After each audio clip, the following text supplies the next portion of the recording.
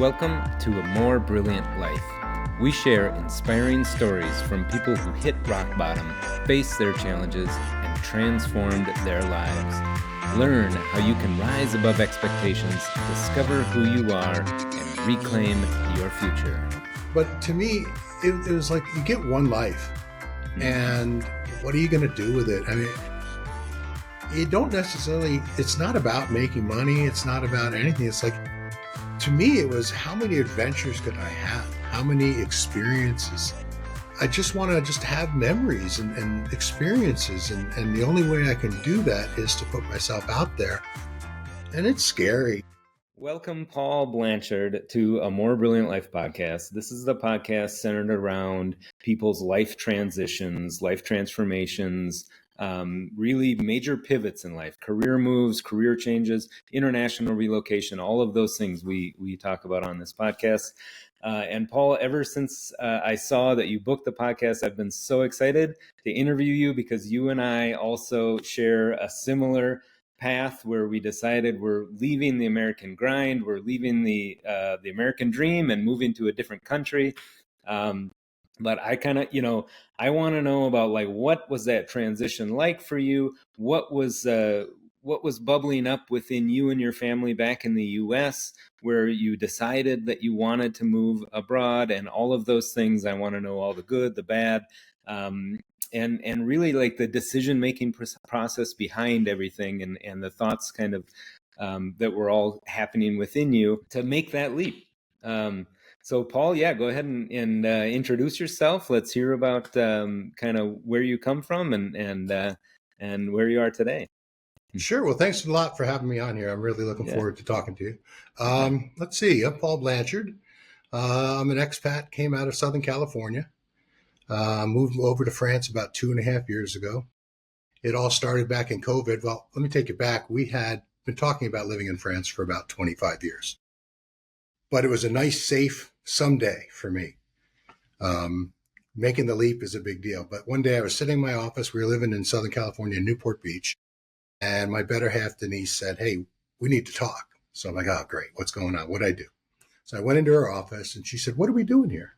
I'm like, "What do you mean? Look at this. This is Newport Beach. It's gorgeous." She said, "Let's move to France. Why aren't we moving to France now?" Yeah. And I didn't really have a good enough answer. So the first thing I said was, well, we can't move straight from California because of taxes. So we had to move somewhere else just to get a better tax situation when we went to France. So we went to Florida. We have a lot of friends there, one family there, but it was hot as bejesus.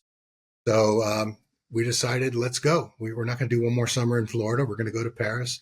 We had to get our golden retriever on the plane with us. And I just started doing all of the background work I could. I didn't know much about it. I'd been to France like 5 times, and here I am uprooting my entire life, and let's go make it happen. So from the moment that you decided that, okay, we're doing this, and the moment that when you actually landed in France for good, like how much time was that? We're talking 1 year, 2 years, 3 years? No. Well, when we decided we were going to move to France was 2 years. Yeah. Okay, but 2 years. When we actually said, now it's real, we're going to go to France, that was in October of 2022. And we landed in France for good at the end of April in 23. So about 6 months. 23. Okay, about 6 months. And can you explain the tax thing? That piqued my interest a little bit.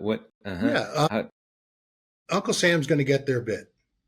And in California, I was paying about 13% in state income tax. So I didn't want to pay that while living over in France. Mm-hmm. So I had to be domiciled somewhere that didn't have a state income tax. And I left about 6 or 7 states. It could be South Dakota, Tennessee, Texas, Florida. So we ended up with Florida. And that way, when we file our taxes here in France, there's a nice tax treaty between the U.S. So I haven't seen my taxes go up in any way, shape, or form yet. This year, I owed nothing to the French, just Uncle Sam. I see. But but California has different state laws where... they've got some pretty big state income tax, and I didn't want to have to pay that. So I didn't plan on going back there, even though I love it, miss the weather, left lots of friends there. There's just too much tax burden. Were you born and raised in Southern California? No, actually, I was born in New York, and I spent most of my life on the East Coast, but the last 18, 20 years in California. Got transferred out there professionally. Loved it. Don't have anything bad to say about the place.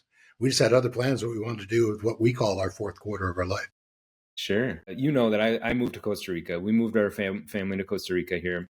I run across a lot of expats here who are actually just fed up with the political environment in the US and just kind of fed up with even Canadians too, were fed up with the COVID response and stuff like that.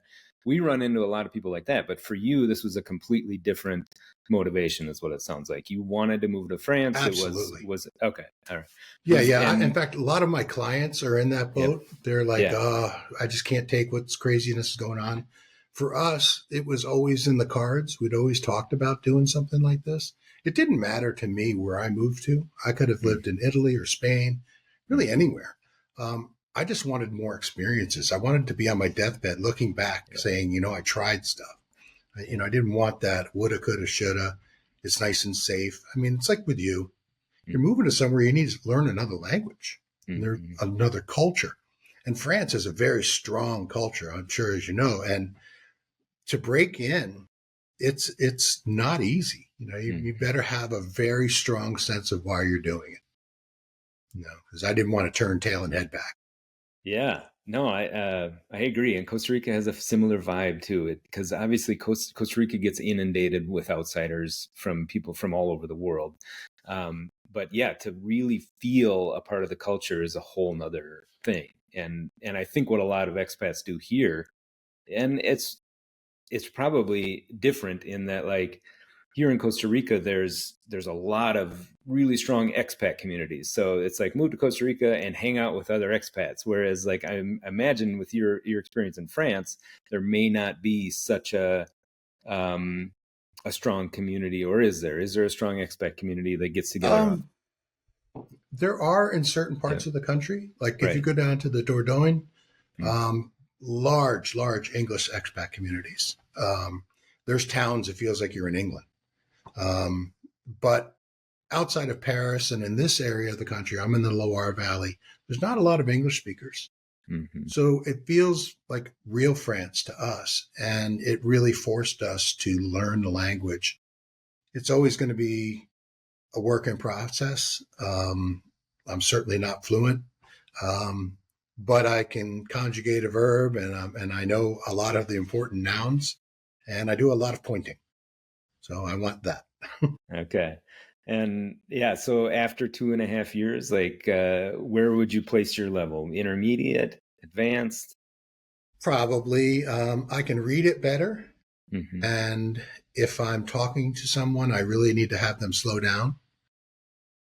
It takes a little bit. It really just started snowballing in the last 6 months. I got into a point where more and more my French was becoming more comfortable to me. And it's not easy if you don't really surround yourself in a world where you only speak French. Like, we both deal with clients in the US all day long. So the only time I hear French natively is when I go to the store or I talk to my neighbors. So it makes it a little challenging. And then in France, there's accents too. Like, the people in the South sound totally different than the people up here. And our first 10 months in France, we spent in 10 different places, hunting around the country, trying to decide where we want to live. Okay. So you rented for 10 months about? Yeah, we were in Bordeaux. We were in Provence. We were down near Carcassonne. We were in Burgundy. We were in Charente-Maritime, up to Brittany, Normandy. We saw a lot. And when we settled on this area, it had the right mix of at least a place that we knew we could renovate, which we wanted. And the weather's nice. It's still 4 seasons, which is nice. After Florida and Southern California, life gets kind of boring when it comes to weather. And so, yeah, it checked a lot of boxes, but we saw a lot of this country on our way here, which was great. Did you end up buying, or are you still renting right now? We did. We ended up buying. Renting is a little more difficult here because they don't really like to rent long-term to Americans. Well, let me start over. It's the landlord dictates who lives in the house. So the rules are in favor of the landlord. Like, they want to see your bank statements. They want to see that you have insurance for the rent. There's lots of rules for that. And so it's almost like you're trying to warm them up to let you in. And my partner, Denise, she always wanted to renovate a property. So we wouldn't be able to do that if we rented. So we decided to buy. Mm-hmm. So made it more of a challenge, though, because you can't get a loan here either. You can, but the French don't. Well, first of all, they don't have credit scores here. So they do all of their loans based upon how much money you make and how much your debt is, your debt to income ratio. Americans, we have different reporting laws. And so since we're both self-employed, it's virtually impossible to get a loan for a self-employed American here. Now, if I had gotten transferred over here with a job and I had like real monthly income from an employer, maybe, but it would be probably 40 or 50% down payment too. So let's jump back into some of the motivations for wanting to move to France. You spent most of your career in the finance industry, is that right? I did. Okay. And what kind of finance was this? This is big ticket corporate finance type stuff? Well, I started off when I was a kid as a bond trader, always on the lending side, whether it be buying mortgages or making mortgages, working with investors. Pretty high pressure. Always had, I was in sales leadership, so I had a lot of employees, lots of budgets, lots of things to do, always traveling. And I always dreamed of a life where maybe I didn't have to do so much on a daily basis. And one of the motivations for me to move to Europe was just a slower lifestyle. Sure. And it could be done elsewhere too, naturally. But not driving on the 405 anymore kind of makes you drive a little bit better. You're a little less aggressive. Did you experience any burnout with your career, or was it? No, but I could feel it coming. I could definitely feel it. I was getting tired of the grind, tired of some of the BS. It's a heavily regulated field I was in, which was fine with me. It's just there were a lot of, anytime you're involved with money, there's a lot of people that don't behave properly. And that gets a little tiresome trying to defend your home team from that. And just the daily grind was getting to me. So when Dee said, let's go over there, it really did make a lot of sense to me. It was just scary. There were so many things that could go wrong in my head, notably getting our dog over here. Okay. Any children in the mix here? Or is it no kids. Just you and your golden retriever? Yeah, we've since got a French golden retriever, but he's our 7th dog, and then Vigo, the new one, is our 8th one. It just made it more flexible for us to travel throughout our lives. And in fact, I'll tell you something funny. When we were 40, we were in some foreign country. I forget where we were, but she looked at me and said, "Oh shit, we forgot to have kids." I'm like, "Oh yeah, damn, we did." And she's like, "Well, do you want them?" And I'm like, "I don't know. Do you want them?" She's like, "Well, not really." I'm like, "Okay, well, let's keep going." Wow. So jumping back on all of the fears that you had prior to moving to France, how many of them came to fruition, and how many of them were just complete nonsense? Well, we were able to overcome most of them. The big fear was, what if we got here and hated it, right? And then had to turn around and go back. And there's that fear of failure. Fear of people saying, "I told you so." I didn't want that. Did you have a lot of people saying, what are you doing? What the heck, Yeah, a lot of people are like, what are you going to France for? And I always had a standard answer. I was like, where I grew up in upstate New York, it looks a lot like this part of France. But it's not as snowy here. And I know, like where you are in Minnesota, where you were in Minnesota, it, obviously very cold in the winter, but I could get a gorgeous house that looked very French and gave me enough property to make me happy and not spend the type of money that I had to spend in a big American city. It's like living out in the middle of nowhere, but with really good food. The food and wine here is just ridiculous. And so, that made it easier for me. and why I wanted to come. But there's always the naysayers. But when I looked at all the things that, getting back to your question, when I looked at all the things that worried me, it was, how are we going to handle it? How are the French going to treat us? We had been here a few times, but we'd never really spent a long time here. Life on a vacation is totally different than a life you're living. Yeah. And there are some things that happen. That's where the name of my practice came from, which is, we got Frenched because we didn't understand the culture enough to where things happen. So like you're not going to get something right away. So like, let's say your car breaks down, right? You'll call them and say, I need to get my car. Well, they'll be there and bring it over in 2 weeks. It's not anything like that. You go to buy a new car and you're going to wait. Like I had just bought a new car. I went to Germany to buy it because it's cheaper than France. I just submitted the registration. I'll get everything back in about 2 months. Oh my goodness. Yeah. I think it's there weird. does seem to be a lot of parallels between France and Costa Rica. I mean, I guess I can relate. There's a lot of bureaucracy here. There's a lot of hoops to jump through. And everything is always, you'll get it when you get it. Like pura vida is the saying in Costa Rica. And that's kind of how everybody kind of has to put up their hands and say, well, it's that way here. And when you sit back and you try to figure out why is it happening and why isn't it more automated? And I think a lot of it has to do with when the current version of France, when they broke away from the monarchy and they created kind of a quasi-socialist state, it was we were all going to take care of each other. So what it's evolved into, and you can almost see it happening when a process of something is happening, that everyone gets to touch a piece of paper as it goes through the process because everybody gets a job. Right. And like in our town here, we live in a small village, about 800 people. It's meticulously taken care of. Yeah. Because everyone gets a job. Mm-hmm. They don't the incomes in France are not large. The average France income is about 36,000 euros a year. Okay. So it allows the government to help make sure that people can work. And so there's a certain charm to that. It's just different than what we're used to in America, where we'll find a better way to do it. And they're not necessarily interested in that here. Yeah. So how has the reception been from the French people? Like, I got to tell you, awesome. They're so cool. It's a very family-oriented society.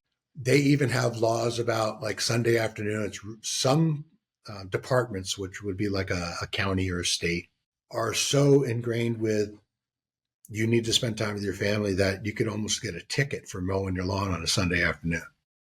Wow. And there's laws like, because the French love a 2-hour lunch. Generally, other than restaurants, all businesses in the smaller towns are closed from 12 to 2. It's a leisurely lunch, and it's frowned upon if you're mowing your yard during that time. But the people themselves, our neighbors are great. They couldn't be more helpful. They're a proud people, like probably in Costa Rica. And when they don't have the ability to speak English, they get a little more standoffish because they're embarrassed more than anything. Mm-hmm. And I'm like, wait, this is your country. I got to learn your language. And I'm going to sound really dumb saying it. But as long as you're patient, and everyone's been cool. I will tell you, though, one time we had been here about 6 months, and there's a neighbor who does speak English. She works with a lot of American companies, so she speaks quite good of English, but her husband doesn't. And they invited us to their house for a barbecue. And I was like, oh, great. I'm going to go to my first French barbecue. And I'm walking down the street to their place, and I see all these people. And next thing you know, I'm walking into their property, and it was like the whole town was there to see the Americans. They kind of ambushed me, and that was a lot of fun. Are you the only expats living in your town? In this town, for sure.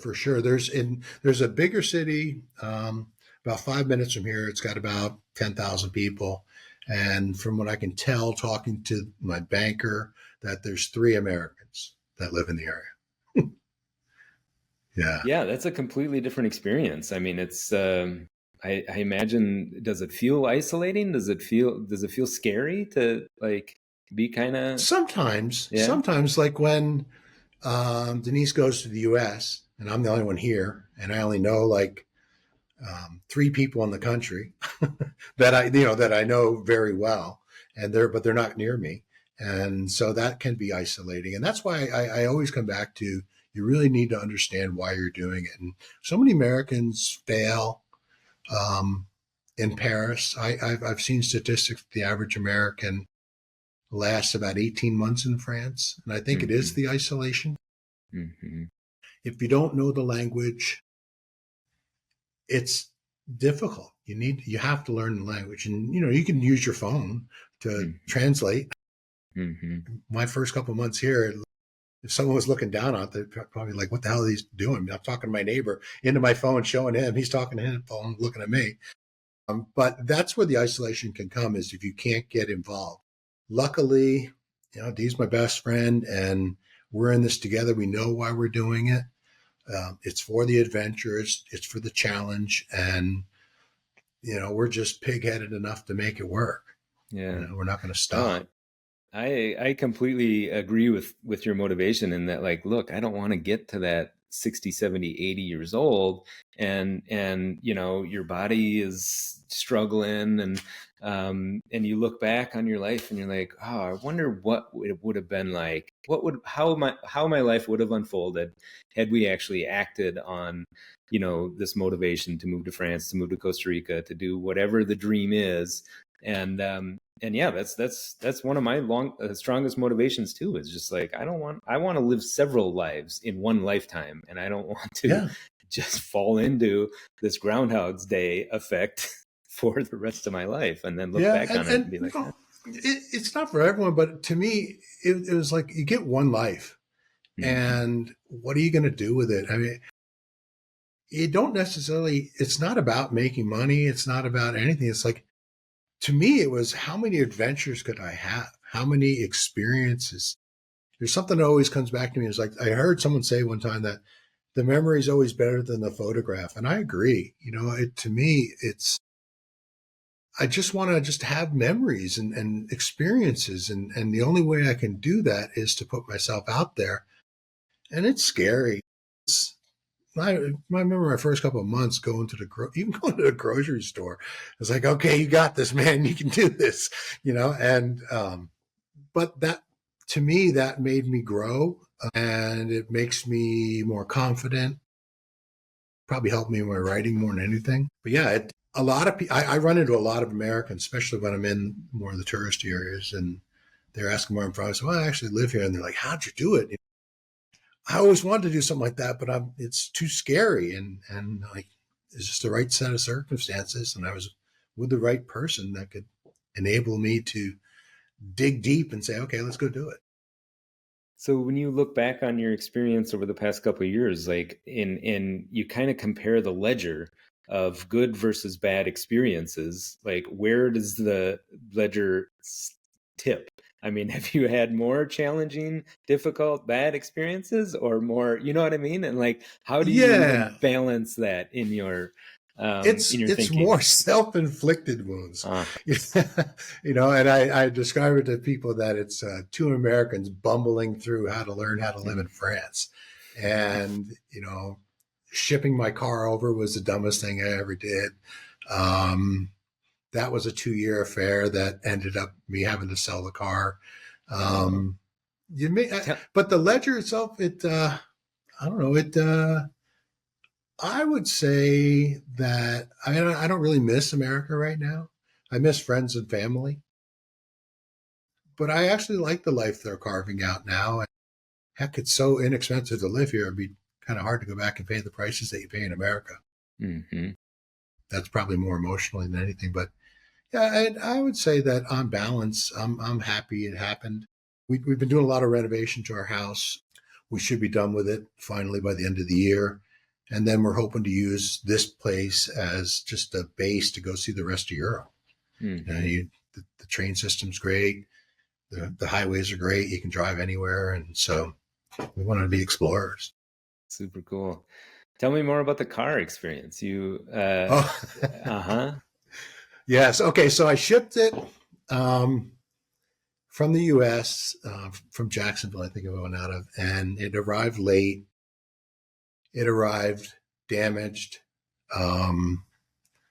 It let's see, it came in through Le Havre. It got delivered, and the guy delivered it. I went inside, and he was gone. It's like he knew it was broken, and it wouldn't.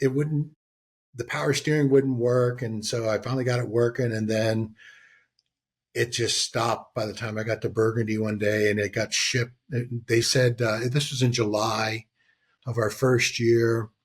They said, "Well, we can look at it in September." And I'm like, well, I got to rent more cars. And I had a friend who lived in Carcassonne, which was, a good 7-hour drive from where we were staying. But she could bird dog it with the dealership down there. So I had it sent down there. It took about 2 months for them to fix it. And it turns out that getting it fixed required a 20 euro part that they said they couldn't get. I had a friend who knew someone in Germany. I called and got it myself and brought it to the dealer. And they fixed the car. But then I could never register it because it was a German car, but it was made in America. And the EU did not like the chassis of the car. And you can't change the chassis of the car, so I could never get it registered. And what it came down to, they didn't want some gas guzzler. It was a big SUV for the dogs. And what kind of car was it? It was a Mercedes, a big ass Mercedes SUV. And it first of all, even if I could have gotten it registered, it was a dumb car to bring here because the roads are very narrow. Yeah. I already took off the part of the quarter panel going into my own driveway with a stone wall. But I ended up selling it over in Germany at Kaiserslautern at the U.S. base because I knew that American servicemen didn't need to register the car with the EU.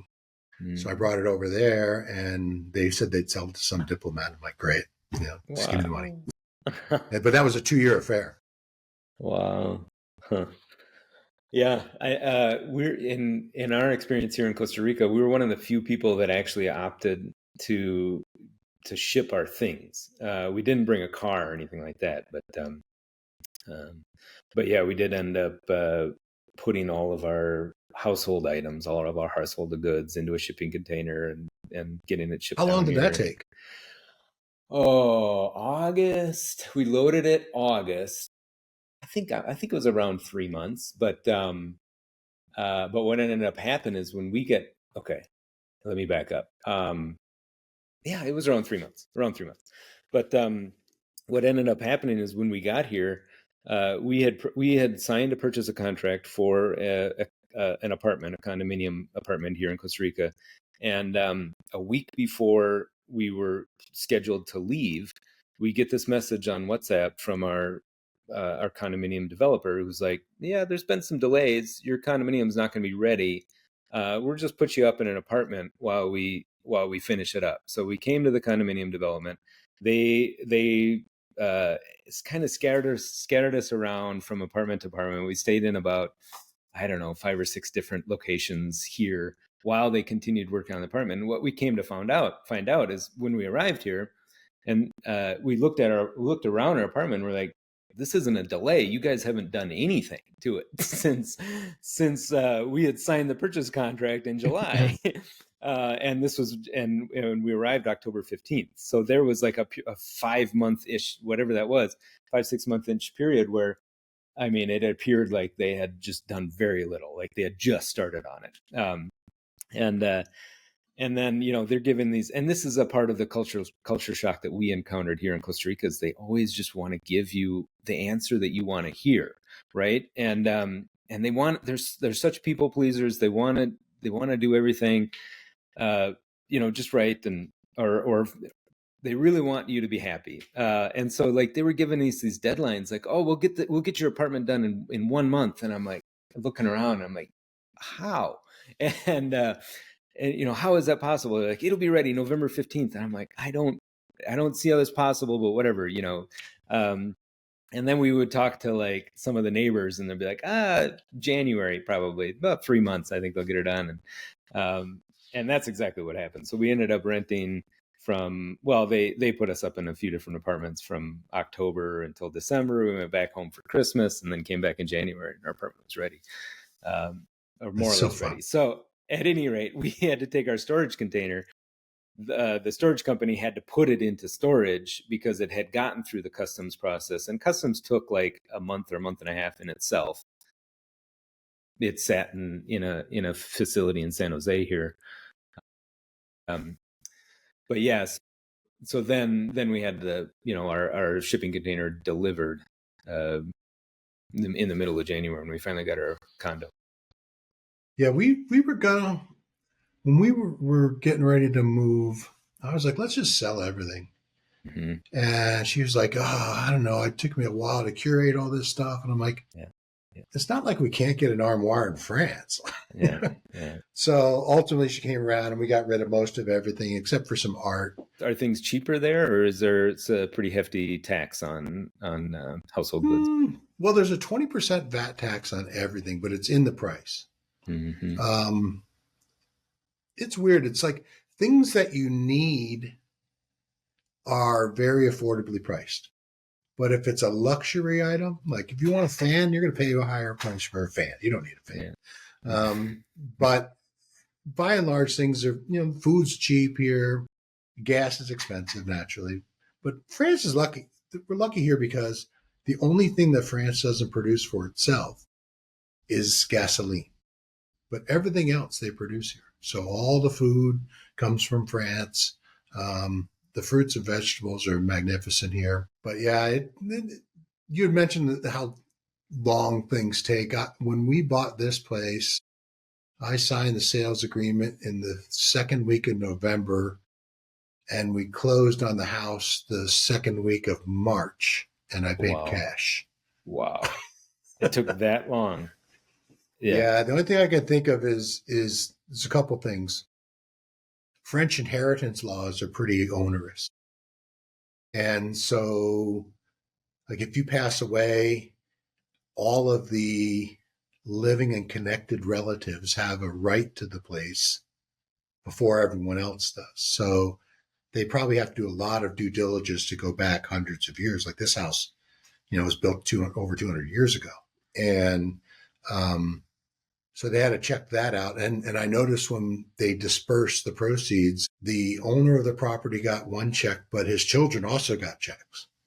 Mm-hmm. And I know that we have a vacant house next to us that's fantastic because it looks like an old Hobbit house. And no one's lived there. An American couple owned it they died about 10, 15 years ago, but none of the kids wanted the property. So they had no one to give it to. And they had to go down the line, and eventually the state just took it over. So like with us, I had to make sure that because we're not married, I had to make sure I protected Denise. Like it or not, this society here is more, they look to the men first, which kind of, bugs a lot of women. I don't blame them. Since we weren't married, she was technically considered my concubine. That was the actual legal term for it. She's like, no way. And if I passed away, she would have a right to live here for 1 year, but then she'd have to vamoose. So we had to do what's called a PACS, a PACS, and she owns the house as well. So that means if I pass away before her, she gets it. And none of my nieces or nephews could say I have a right to that property. But if I hadn't done that, they could have done that. Yeah. Costa Rican law has a similar vibe, and I think if we obviously created a will here for our property as well that stands, that's legal here in Costa Rica, but had we not had that will and I died, because the property's in my name for residency reasons, but at any rate, had I died, my wife would have had to split the property between her, our two children, and like my parents or something like that. Yeah. And that's how Costa Rican law says, okay, you guys are all co-owners in that.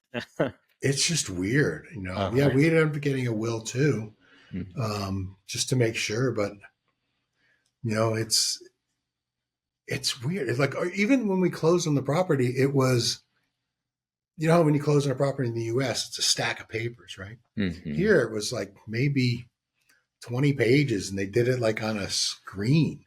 You did the closing on the wall screen. It was weird. And even when we did our will, it was like $200, 200 euros to do a will with an attorney. Wow. Yeah, that's not bad.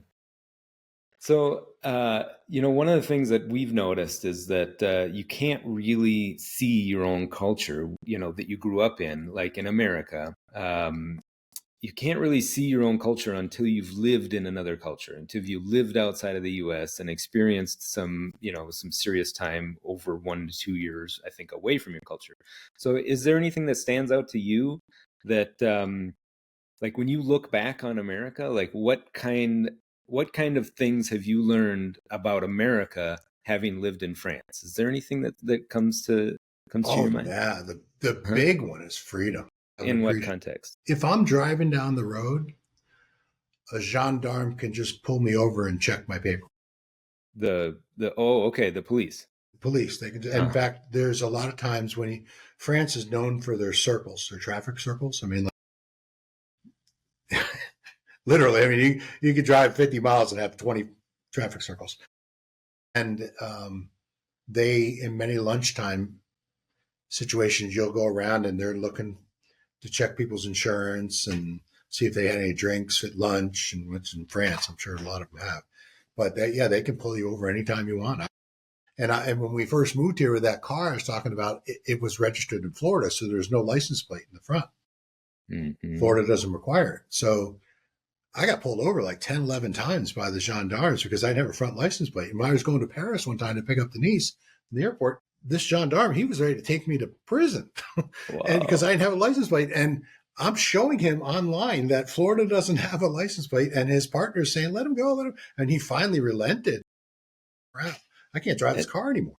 Yeah. Did the police speak English, or how did you handle the language barrier? Some do, some don't. It's, you just do a lot of shucks, Yeah. But so there's that freedom, and it's not like in America we have a lot of rights. People forget that they have a lot of rights in America, and when you come to another country, it's their country, and they understand how things work. Mm-hmm. But here, I don't want to risk my residency. Yeah. So I keep my nose clean. There's nothing, anything that's even remotely near the gray area, I'm not going there because I don't want to, I came here legally. I've got to every year renew that. And I've started building a life here, and I don't want to have to go back to America and not on my own free will. Mm-hmm. But the other thing I noticed too is being here is I've really, really slowed down. Mm. I mean, it's, I'm starting to become a little bit more French in that regard. I don't drive as fast as I used to drive. I'm getting a lot more mellow about things. But I had said to someone recently that I think I've become too French to live in America anymore. And I'm too American to ever truly be accepted by the French. So I'm in like this life purgatory. But so be it. I mean, it's, I don't know. It's an adventure, that's for sure. It is for sure an adventure. Every day something happens, you're like, it's pretty interesting why you did that, and even like when you drive here, the police don't, there's no like radar traps, but there's radar along the road. But in true French fashion, whenever there is radar, law says that they have to tell you that there's radar up ahead. Mm-hmm. So you see this dance of cars going down the auto route at 80 miles an hour. There's a sign, everyone slows to 75. They go past the radar and they're back up to 85. Funny. This is really weird. Do they mail you a ticket or anything like that? Is it like an automated ticketing system? Yeah, they'll mail you a ticket. And they have a point system. They get 12 points. If you get a ticket, they take off points. And if you get down to 0, You can still drive, but you drive this like little tiny car that only does about 45 kilometers, and you can always tell who's lost all their points. Funny. It's Yeah, an odd culture. I was just talking to my wife this morning actually about, because a friend of ours, well, Costa Rica has all sorts of like unwritten rules, right? And I'm sure you've experienced that too in France, where like the French people just know all these unwritten rules, and like an American coming in doesn't have a clue. But like there's like almost always there's double lines, so you can't pass a vehicle. And but like people do it all the time, like they're always passing um, around tractors or just slow moving trucks and stuff like that. A friend of mine got pulled over the other day for passing a tractor on a double lined spot, and he was just like, oh, I'm so, he's talking to the police all in Spanish and like, oh, I'm so sorry. And this is a common story here in Costa Rica, where like if you give the cop, like if you slip him $20 or $40 or something like that, they'll be like, okay, you're good to go. And like, so it's, I'm not kidding. So that's what he ends up doing. He's like, here, do you need, are you sure you don't need to see my passport again? He hands him his passport, and he's got 20,000 with colones, which is like $40. In his passport. The cop like puts the passport in his pocket, like slips the colones out into his pocket, pulls the passport back out, and says, okay, yep, you're good, and then sends him on his way. And like that's a culture shock, in that like if you were to try and bribe a cop in the US, like they would yank you out and slap you into handcuffs. But so like they don't, exactly, they don't see it as a bribe here. They see it as you're giving a gift to the police department. Like you're helping the cause, like to these policemen. And so that's a culture shock. Yeah, it is. And what, here you hear about, the bureaucracy. Like my residency is renewed every year, and it was due to be renewed in April. I sent in all my paperwork in March, like I did the previous year. I still don't have an answer right now. So like I'm in limbo here in France, and I'm like, is there a problem? Like, no, we just haven't been able to get to it. And I'm in a small department. I mean, the biggest city in my department is 40,000 people. It's not like I'm in a big, huge, busy metropolitan area. And, so I'm like, gosh, are they going to play games? Are they going to kick me out of here? So, I mean, what is it about Americans? Because like that would drive me nuts. Or I mean, like an American, it would drive them crazy if they had to wait that long. But even the person doing the work, you would feel like they would probably have like the strong responsibility to get through their backlog, right? Or their backlog of stack of whatever it is. Like, what is it about American versus France culture that allows people to be okay with that? The French get 6 weeks of vacation every year, just right off the top of the bat. That's just average. They have a 37.5-hour work week. It's highly frowned upon to eat at their desk for lunch. Their bosses are not allowed to email them after work hours. It's against the law. They also get like 11 holidays. There's 4 bank holidays in May. Wow. and like the country virtually shuts down in August, and what happens in August? So it's just, everyone goes on vacation. They all head south. It's hilarious. So what's good or bad about these? What, I mean, you know what I mean? Like, what are the pluses and minuses of all this stuff? The pluses is that they don't live to work, right? Mm-hmm. And they really value a work-life balance. The downside is, like if you're going to a restaurant for lunch and they open at 12 and you sit down at 11:50, you're not even getting a menu until 12. And then they're going to close at 2 usually. And then if you're hungry at 4, you got to wait till 7 o'clock when they open again. And then on Sundays, the grocery stores close. The grocery stores are open like 9 a.m. till 7 p.m. And then on Sunday, like 9:30 to 12:30. That's it. So how did you learn to accept all these things? Or does it still kind of drive you a little bit crazy? Or like, how long was the period? You plan for it now. Yeah. Okay. But then in there's even some weird things like, it's like I was trying to deposit a check that the French government had sent me because they it's a long story, but they when I was living in Burgundy, I was renting a house for 6 months through the winter before we moved here. Well, when on January 1st, whoever's living in the house is supposed to pay taxes. So they were trying to tax me on this house that I was renting like an Airbnb. And they sent me the bill and they made me pay the bill, which is like $1,800 with a €200 penalty. And then I finally got the person who owned the house, who I knew, to call and contact them and say, hey, we own the house, and they're like, okay. So they gave my money back, but kept the penalty. So here I am depositing that. I've got to go, and my bank is the biggest bank in France.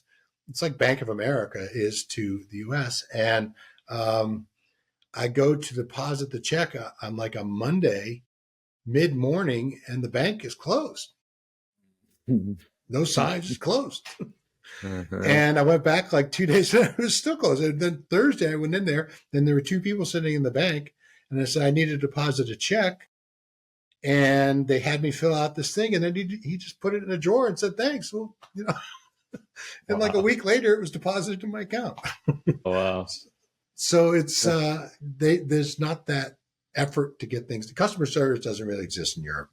It doesn't, even in Germany, that's a lie. That's a marketing ploy.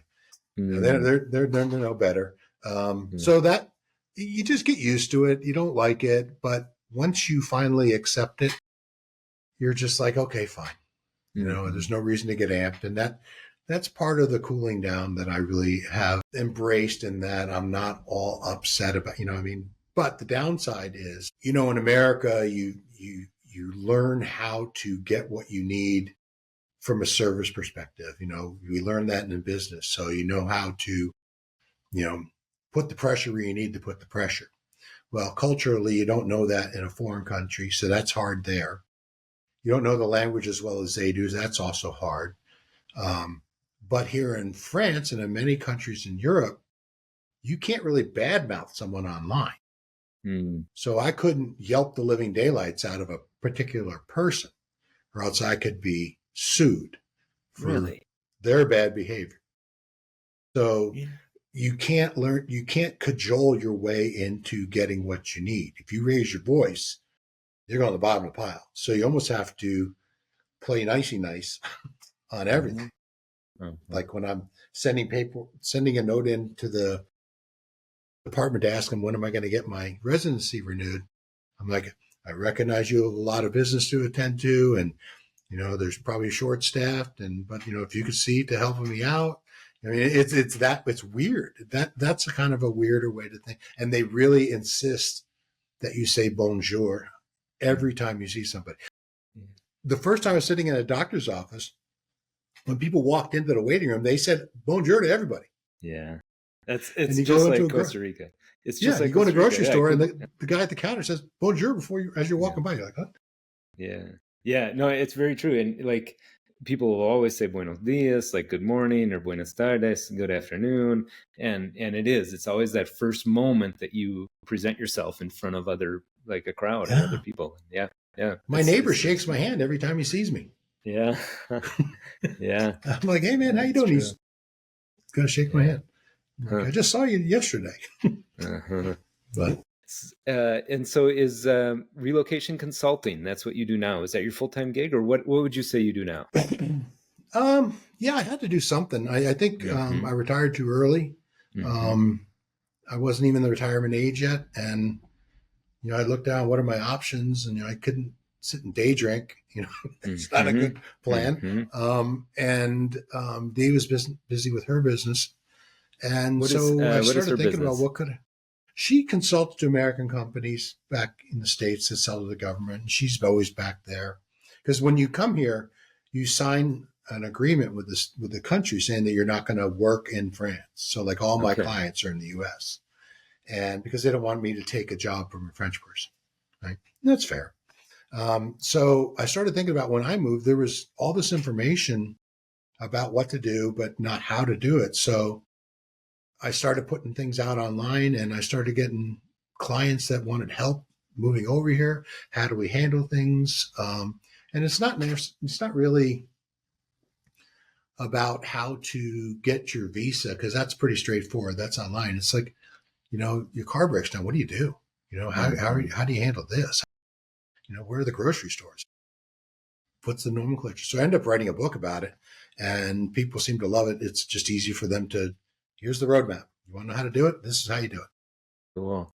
How long did you spend writing the book? How long did that take you? Well, I had a lot of it already in my mind.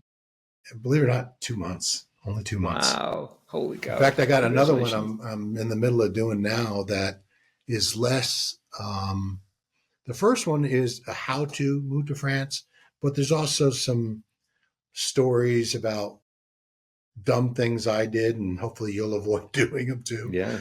Because, that's a pretty boring subject. Here, who wants to read through that? So I put photos in it, and there's a lot more to it. But the second book's more observational humor about, these are the dumb things that I've done since I've been here.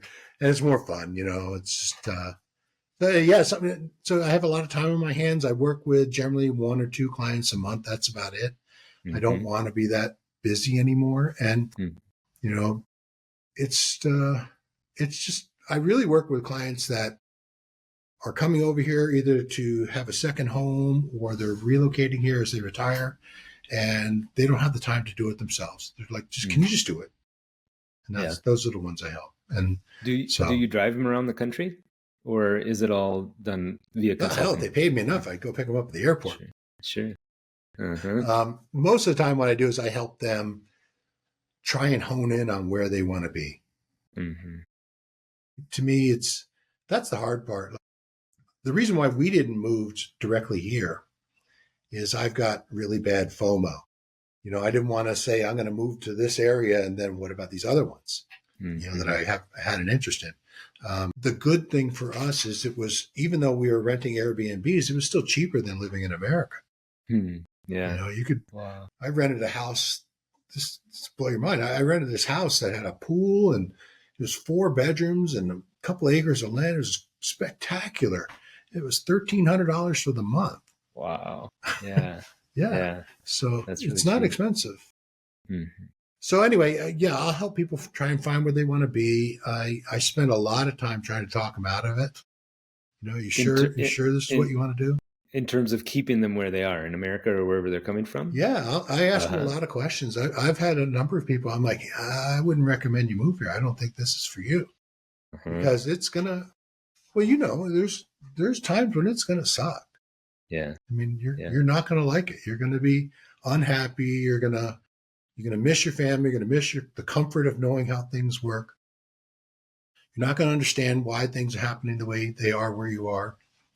And it's probably the 4th time I'm saying it. You got to know why you're doing it. Mm-hmm. And that goal, that desire has to be more important than anything else, because that's what you have to lean on when the time stinks. There's going to be, that moment you're going, why are we here? Why we do this? And then you remember, and, I walk out the door and there's a vineyard. And I walked through there with my dog, and I realized I can't do this. I couldn't do this in Southern California. Well, I could. It would cost me $400 a day at some swanky hotel in Napa. But that's the cool part about learning about yourself when you come to these places. And can you really identify what do you really want? And if you can, then you win. I think. You guys, you moving down there, and God love you. That's so hard to do. It's so hard to do. People don't realize it. Yeah, no, it's very true. So what kind of growth have you experienced? Like when you compare yourself today as compared to the Paul, of 5 years ago or wherever back in the US, like what, where do you think you've grown the most? Like what can you pin? Personal confidence. Like I had professional confidence because I had to, when someone's paying you get a lot of braver, but going into situations where it's not comfortable, walking into a place where no one speaks your language and you have to find a way to communicate. And also when you're trying to negotiate with, let's say, they call them artisans here, the guys that are going to work on the house, having that confidence to not just accept that they're right about it. Because there's the American tax. You're gonna if they can get away with it, you're gonna pay more. And so the self-confidence has been, the personal self-confidence has been great. And to really challenge myself to do, I mean, I always had the comfort of working for a corporation. And now I'm self-employed. This is my first time being self-employed ever. And there's no one else to rely on. I was always motivated professionally because everyone relied on me. And if I didn't do my job properly, they suffered. Here it's just me. And, you know, if I don't do my job properly with my clients, and if I not, you know, they're calling me at 11 o'clock at night saying we need help. And I just help them because, so that's the thing I'm probably most proud about is I've been able to create a business out of nothing and it's actually making money. Cool. Congratulations. Yeah, thanks. It's a lot of work. I worked more in the last year than I did professionally. I was working 12, 14-hour days running a website. I had to learn 18 different softwares to do this. I had to build an Instagram following. I got like 22,000 followers now on Instagram. We got French, and I've got to do all the reels. It's just a lot of work. It's not what I thought I'd be doing in my 60s. Yeah. And do you think you're working harder now than you did at the American corporation, or how would you compare it? I'm busier. I'm busier now. Even though, you know, back then there were times, you know, I had 700 employees at one point, and wow. I would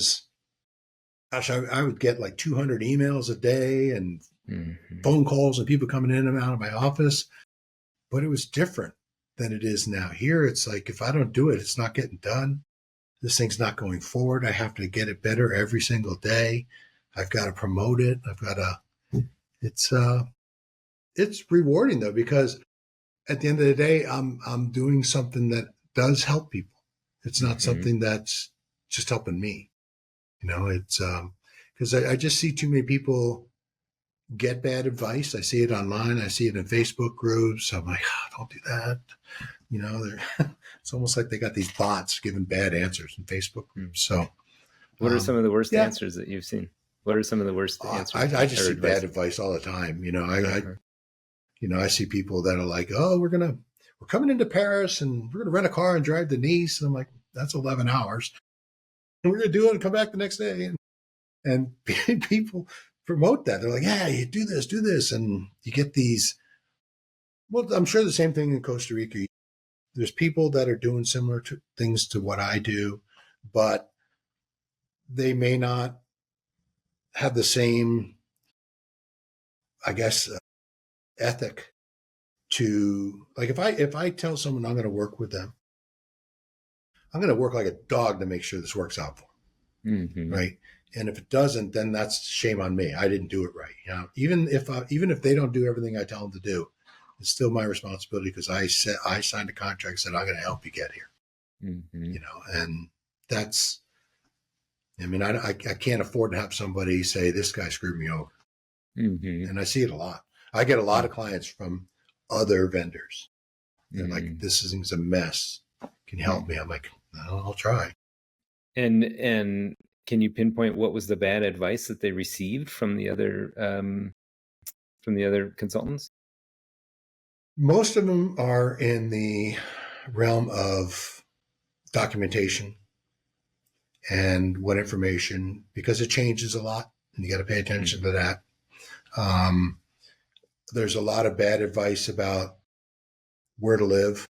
You got to go see the house. You can't just, I mean, there's a lot of people out there, just give me $1,500, I'll go find your place.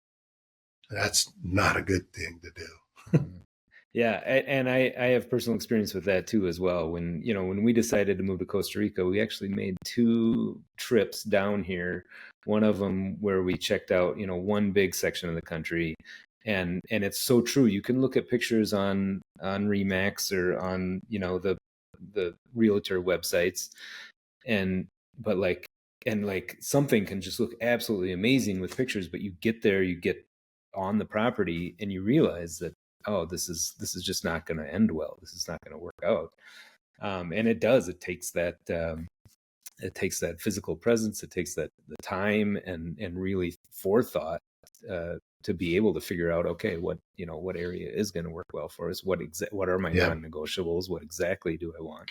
Yeah. Um, Yeah. You had this list of things. Like we had a right. long one. I mean, so it's, What about like what are some of your biggest regrets? I mean, obviously the shipping the car over was a big one for you. Any others that stand out to you?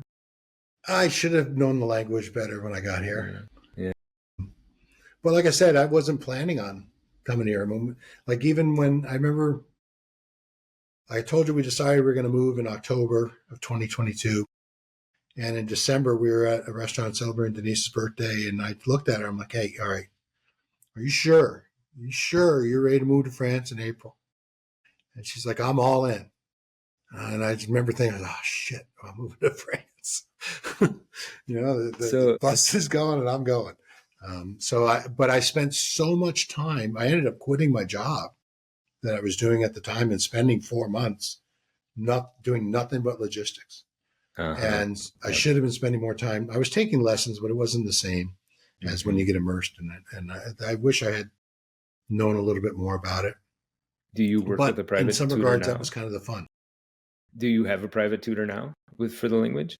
Do you work with anybody? No. I watch a lot of, the French TV stinks. So I have VPN, so it's like I live in America anyway. But no, there's a couple online ones I follow, and like 60% of English language comes from France, from the French. The Normans brought it. So like any word that ends in ION, EIAN, or ENT, it means exactly the same in French as English, just a different accent and a different pronunciation. How much language training should people be doing if they're planning on moving to France? Like how many hours a day or a week? Everyone's different, though. You know what I mean? There's some people that are naturally a polyglot. You know, I wouldn't use the phone apps. Those don't come into play. Like when you're learning the Spanish language, you know, you can take you can take as many lessons as you want, but until you're out there in the wild, exactly. It's not the same. That's very true. Yeah. So one other question that I had, at least logistically, is how has it been living with the time change difference? So like, has it affected your circadian rhythm? Like what time do you get up in the day? What time do you go to bed? Because I know your wife is still working for an American company. How has that? Yeah, well, first and foremost, it stinks for sports. You know, you're not going to watch the night game. You know, I'm a big baseball fan, so I'll watch the recordings the next day. But the 6-hour difference from the East Coast and 9 hours from the West Coast, it definitely impacts things. I go to bed later. You know, in California, I would get up at 5:30 in the morning here. You know, it's 7:30, 8 o'clock because I'm up late working. Like I've got a meeting 10 o'clock Friday night. So it didn't mess my circadian rhythm up as much as changed when I had to work. Like, and I love being a morning person. So what I try and do now, though, is up until 2 o'clock in the afternoon, that's my time. You know, that's when I go out with the dogs. I can go get a cup of coffee in town. I can do whatever I want. So I've just adjusted. Well, what are you most grateful for about your decision to move to France, or like about the transition that you and your wife made? Oh, gosh, that we were able to pull it off and not kill each other. And it's actually been really good. We're probably closer now than ever. And it's almost like not time served, but you went through this with me. And you know, if we've been lucky, we've been together 30 years and we've grown kind of together the whole way. We didn't grow separately, so we got lucky. Congratulations! Yeah, that's huge. Yeah, and here it's even better. You know, it's you know, I'm so happy for her because she's done exactly what she always wanted to do. She's been talking about decorating a French home forever, and now that she's getting a chance to do it, I see how happy she is, and that means a lot. So I'm pretty grateful for that. Are you aware of any other couples where it really threatened the marriage or threatened the relationship, and like people that moved abroad and said we can't do it? Change can always, you know, threaten it. I mean, I'm sure you've seen people that were wonderful couples and then they got married and they weren't anymore. It kind of changed the dynamic, you know. Yeah. That's probably part of the reason why we're not married. It's like, Yeah. made us both be on our best behavior. But I was worried about that. It's like, what if it doesn't work? What if you get there and one of you loves it and the other hates it? What do you do? So I'm pretty grateful that didn't happen. Cool. So the book is called Get Frenched, right? Get Frenched. Yep. And the website's called We Got Frenched. And that just, like I said earlier, that's something that, it's not necessarily a negative thing, because we got Frenched in a way that they welcomed us and we kind of fell in love with the culture. But there are some weird things about getting, I think we just got Frenched. I showed up for I was showing up where it came from. We were going to a place for the weekend after we left our first place, and after we left Paris, and we went to the hotel. And right as we were pulling up the hotel, the Airbnb, the guy called me and said he didn't have a room for me. I'm like, are you kidding me? It's the holiday weekend. He says, well, I'll call you back. He calls me back. And he goes, I got another hotel for you. So I go over to that hotel. We go in the door and they see Sully, the dog. I'm like, no dogs. I'm like, so I walked out of there and I said to Dean, I think we just got Frenched. And that's where the name came from. So cool. And it's out now, right? When was it released, or is it? A month and a half ago it was, and I just got a hardcover put together. Wow! And then the other one should be out in another couple months too. Holy cow! Your second book is it? Have you written any books in the past? No. It's just, oh my God. And now it's just coming out of me. I wrote a story the other day that I drove down to a town about an hour away to pick up a antique table for Denise.